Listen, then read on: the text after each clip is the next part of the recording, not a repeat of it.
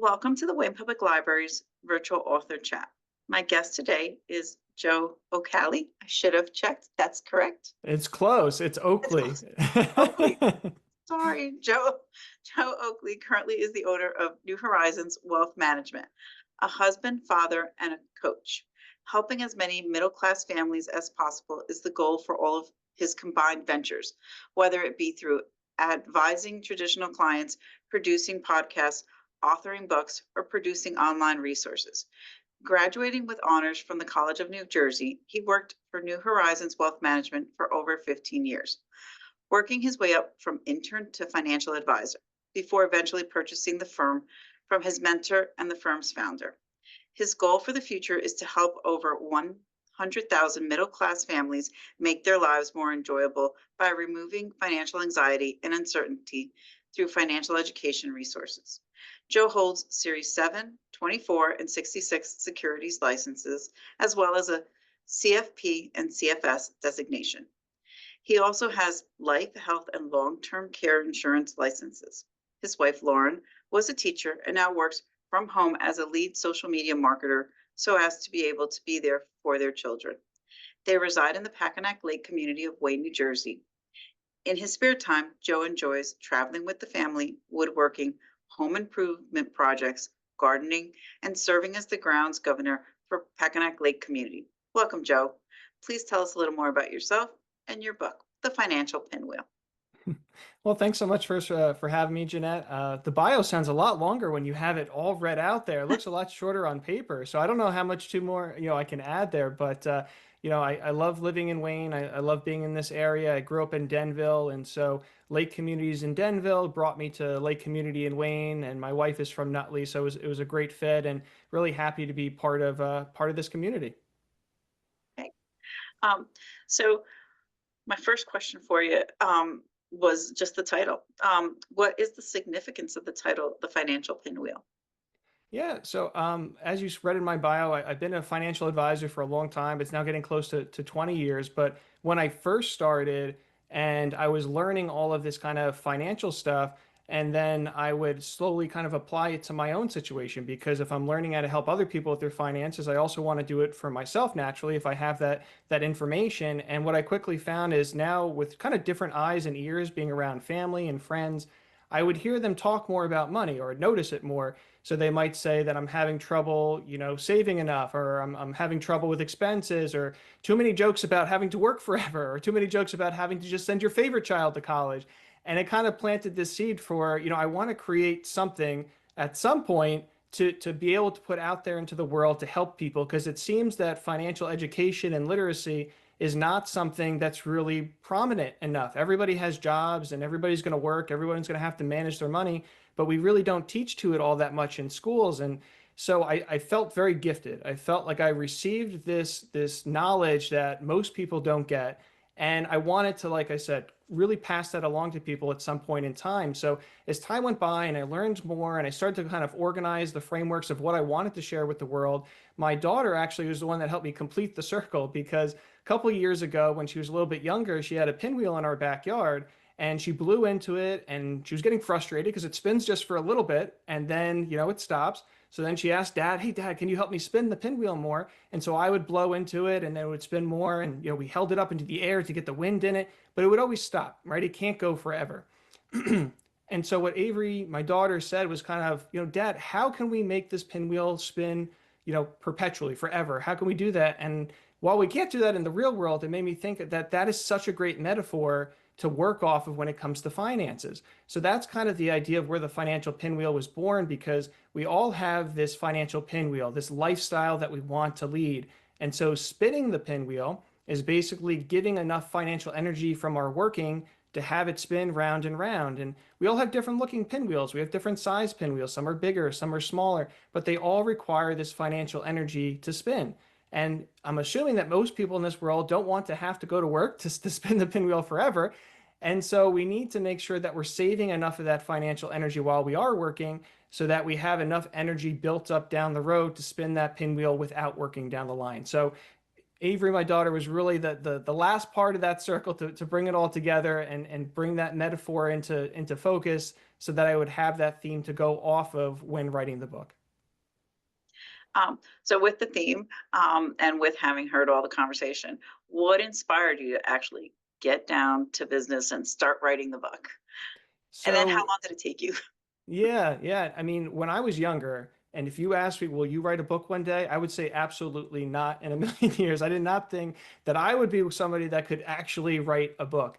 And so, what really changed things is as I worked my way through this company and eventually became the owner, my mentor was very, very entrepreneurial and he encouraged me to be entrepreneurial. And so, he wanted me to join a group. And so, I wound up joining a group called Strategic Coach, which is for entrepreneurs. I go out once a quarter. I'm actually flying out to Chicago next week for it, but it's around all of these people from different industries, different parts of the country, sometimes, other countries as well outside of the US, and they all come together and they're all working on doing really innovative things. And so when you're around these people and most of them or a lot of them have written books, they're kind of gives you that inspiration like, hey, I could actually do this. He did it, she did it, he did it, she did it. And they say to you, why don't you write a book? This is a great idea. And they encourage you to do that. So that was what got me enough confidence to go out there and try to do it, to say, hey, I can do this too. And so that was really the jumping off point. And then for how I actually did it, I used what's called time blocking, if you're familiar with this, where you set up a specific time to do something on a regular basis. So my company, we have a phenomenal team, and they were able to work with me so that every Tuesday morning for anywhere from 60 to 90 minutes, I would be sitting right behind you in the Wayne Library writing the book. And so I set a 90-day goal of being able to write it in 90 days. I got it to 93 days, so I was close. I wasn't exactly there, but yeah, that's what allowed me to really get in and get into that rhythm to be able to write the book and complete it. And so yeah, I was really really proud of the fact that we were able, as kind of a team, to support each other to give the ability for that to get done. Wow. Yes, you did mention that you were here at the library, and we love that you used our space to like craft this book. That That's wonderful. Thank you. yeah, that's where all the magic happened. Yeah. Were there any challenges that you faced while writing the book? And then how did you overcome them? So, writing my first book, it's really difficult to organize all the ideas that you have because you might have a lot of good ideas. That doesn't mean that they all go together. There's a lot of good ingredients that you could put in a recipe, but you can't put them all together in the same recipe or it may not taste so good. So, again, my mentor was super helpful. His name is Bob, with bouncing different ideas off of him to see, okay, how does this flow together? Because when someone is reading it, it needs to feel very intentional. It needs to bring you from one piece to the next piece to the next piece and kind of have that flow. So that was the most challenging piece of how do I get everything that you need to have in it to really get the message across, to really help people as much as I wanted it to help people without adding in every possibly good idea and just making the book thicker, but maybe less manageable, more difficult to understand and kind of get something out of. Did do you ever hear from your readers, or like what would you like them to walk away with when they finish the book? So, as I kind of said earlier, most people don't have a really great grasp when it comes to financial literacy or education, not because they did anything wrong, just because that's not part of the normal curriculum that people learn in school.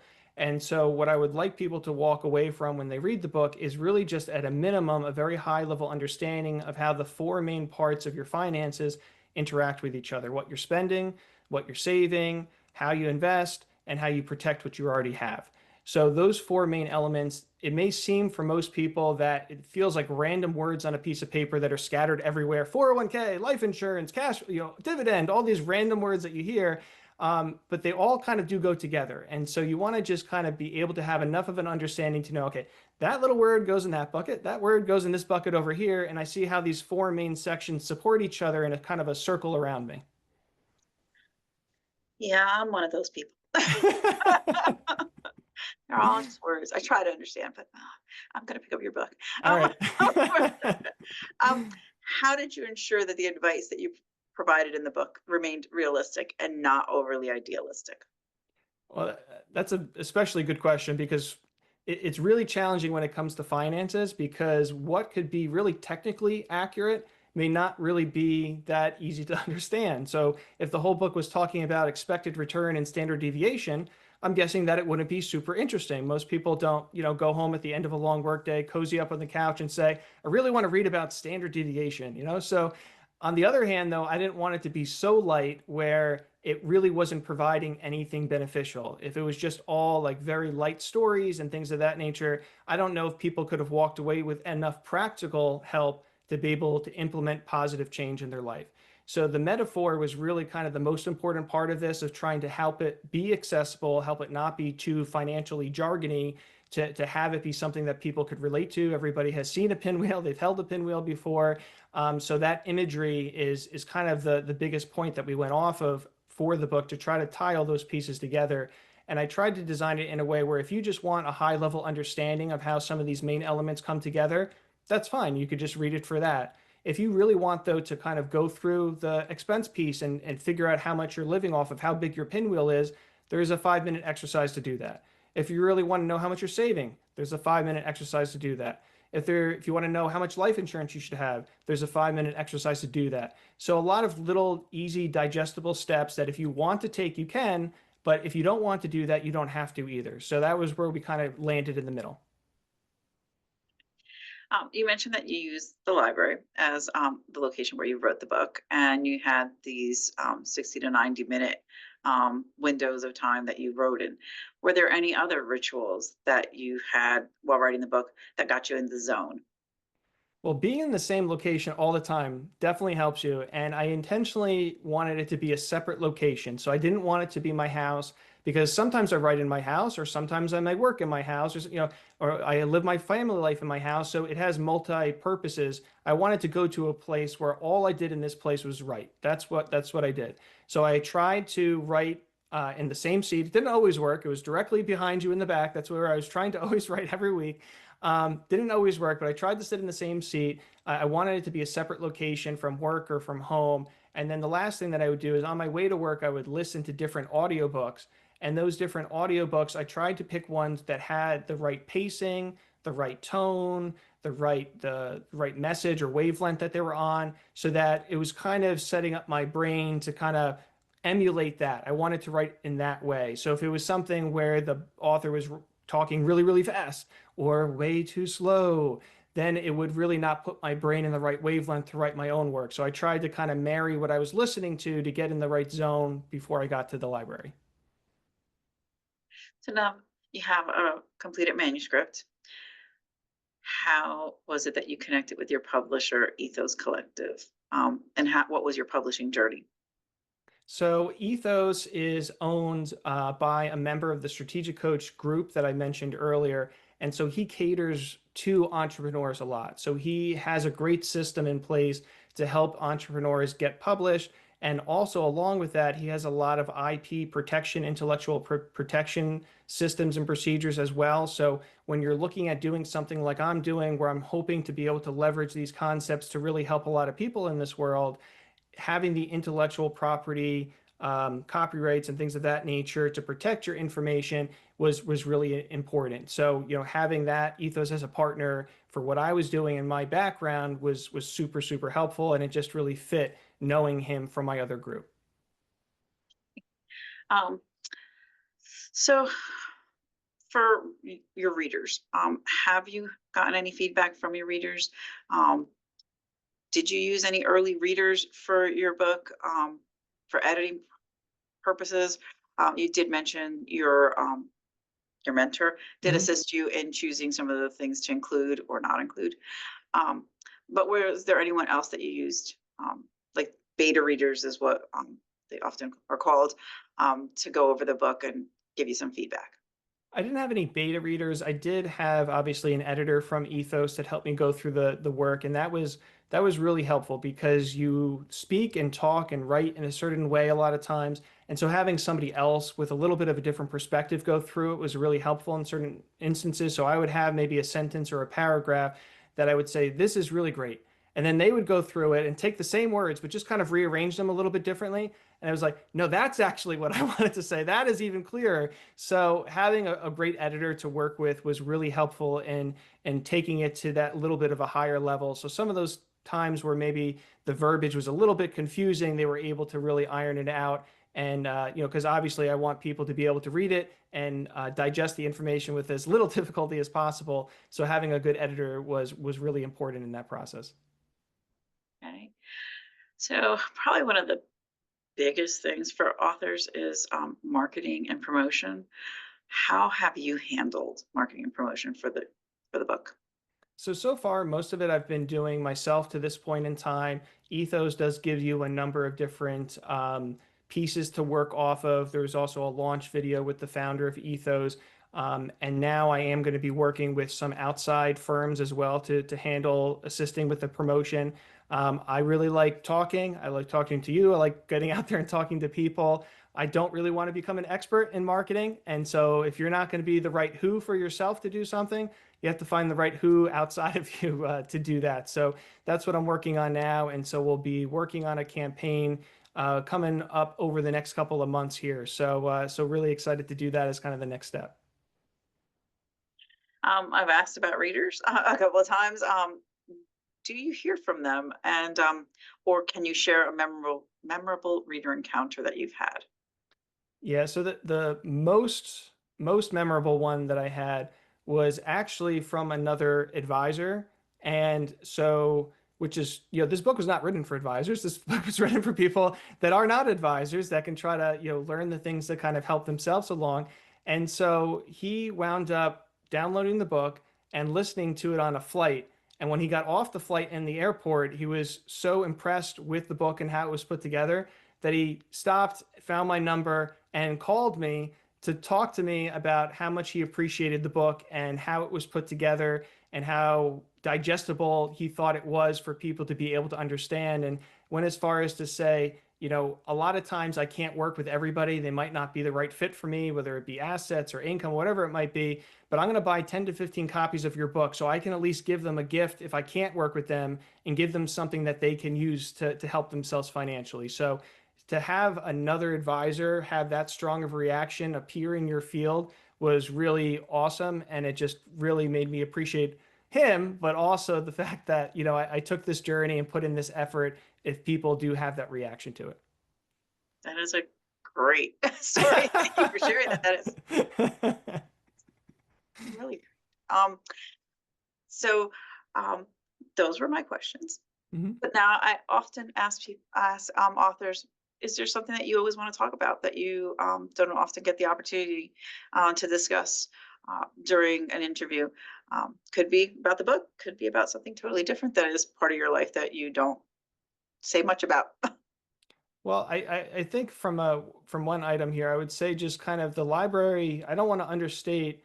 I don't think I could overstate. Maybe I should say how important the library was and being there as a resource for me in writing the book. I think a lot of people may try to work at Starbucks or try to do, but the library was so helpful for me. All the research is there. I could go into the section of the library and look at other people's financial books. What do some people do? What do other people do? How are these things being perceived? And just having that local part of my community that I could go to. Sometimes I would need more silence and I can go into one of the private rooms and work there. So just I think the library, I came away with such an appreciation, more so than I than I knew before. So I would encourage other people out there to take advantage of the resources for their local library. Because I don't know what I would have done without the library. I didn't want to work at home. I didn't want to work at my office. I definitely don't want to work, 90 minutes every other week at Starbucks, at least for me personally. So the library was such a great fit. So I definitely walked away with much more of an appreciation after that process of being able to use, your facility. And so, yeah, again, just encouraging other people to do the same. Oh, thank you so much. That's wonderful. We love to hear that. And we love that the library is a welcoming place and that, for all different people. And we, of course, don't know exactly what people. So I was so happy when you reached out and let us know that you had completed this book and that you had done the bulk of the writing here on our on our premises here at the library. Yeah, So thank you so much. yeah, yeah. So you did mention that the person, your reader who contacted you, um, listened to your book. Is Mhm. it available in audio? Yeah, it's available as an audiobook as well. You will listen to me. I recorded it, myself. So very unusual experience being in a little sound booth and recording for many hours. You wouldn't think that talking can make you physically exhausted, but I can assure you it can. Uh, but I'm happy that I did it, and I think it's a great way to connect with the reader even more because the way that you hear it, the way that you're reading those words is kind of how they're intended to be said if you were standing right in front of them. So I was really fortunate to be able to include an audiobook version as well. Oh, that's great. I'm a huge advocate for audiobooks because I'm always listening to audio, so that's great. Yeah. Um, we, of course, have a copy of your book, an actual copy, a hard copy of the book, but Mhm. it's great to know that it is also available in audio for anybody who's looking for it. Um, those are my questions, Joe. That's great. Thank you so much for being here with us this afternoon. I wish you all the best of luck with this book. And if you have any others coming down the pike in the future, think of us as a place to come and write it. I and absolutely will. and let us know so we can get a copy for our collection.